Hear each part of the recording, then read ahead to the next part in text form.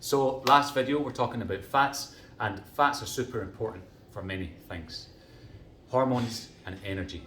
The thing with diet, and specifically if you're trying to lose fat, is that fats come with 9 calories per gram. And if you look at oil, on a tablespoon of olive oil, that's not a lot of volume, but it comes with a lot of calories. And if you're trying to save calories, olive oil is great, peanut butter, coconut oil, butter, all these things are amazing, but they come with high calories, even nuts.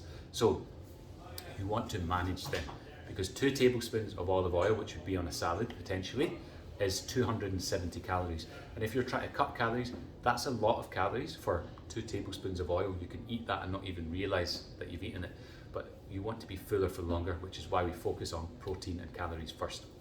So fats are super important for hormones, for your hormone production for male and female, so testosterone and as well as estrogen, and we both need them as a male and a female. They're just in different ratios.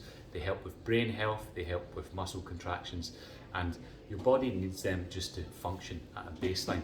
Very, very low fat diets, if people cut them out, you feel terrible because your brain needs it, your body, your joints, everything like that is great for skin. So if you get good quality sources, you're going to feel healthier, look healthier, all in the context of calories, protein, carbs and fats. And the reason I give clients just that flexibility is because some foods can have higher fats and some foods lower fats. And if you hit your calories and then you hit your protein, then you can be a bit more flexible. But just know that things like salmon, some ribeye, some fattier yogurts, some nuts, nuts, like a handful of nuts can easily be 200 to 300 calories. And people think of nuts as protein, but there's very little protein in them. They're just a fat source with some protein. And if you're looking to lose fat, then nuts aren't as filling as they could be, and they come with a lot of calories. So that's why you would look to favor whole food protein sources. So that's the basics of fat. Fat sources, if we spoke about in the protein, fattier cuts of meats, but specific fat sources come in the forms of butters, coconut oil, olive oil, rapeseed oil. I tend to recommend to avoid seed oils just because they create inflammation, which isn't great. So pumpkin seed, flaxseed, sunflower oil specifically, so please get rid of them. Focus on other fats.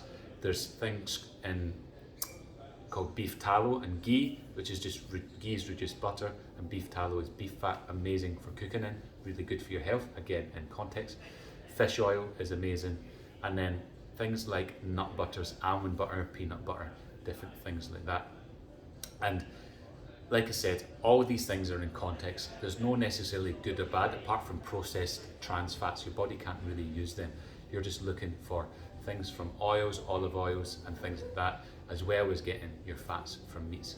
So just be careful. Fats aren't very filling. They come with a lot of calories, but they are super important for your hormones, your energy production. And I'm going to leave it there. So that's the 4-part video series.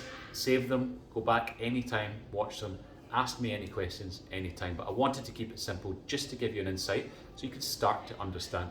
And remember, if this is all new to you, it's going to take time. It's taken me years just to fully understand this, and you don't need to know the ins and outs, you just need to know the basics. So in summary, for the 4-part video series, to burn fat, you need to eat less calories than you're burning. To maintain weight, you want to eat the same, and to gain weight, you want to increase. And 10-20% of an increase or decrease is a good starting point. Then step on the scales, see what the scales are saying, and make adjustments from there. Then almost always you want to keep your protein within the 1.6 grams per kilo per day to the 2.2 grams per kilo per day range. Aim for higher the more you're dieting and the longer you're dieting, just because your body wants to get rid of muscle. Muscle costs energy, it's a survival mechanism, so aim for the higher end. If you're in a surplus and you're eating more, your body doesn't feel like it's dying, you don't need as much because it's getting a surplus of energy from other foods. Then carbohydrates aren't essential but recommended. They keep you full, they give you energy for workouts, they're the primary energy source for your brain, and then fats are super important for your hormones. So that's it. Hopefully this was of value. Let me know if you've got any questions, and I'll speak to you next time. Any questions, let me know.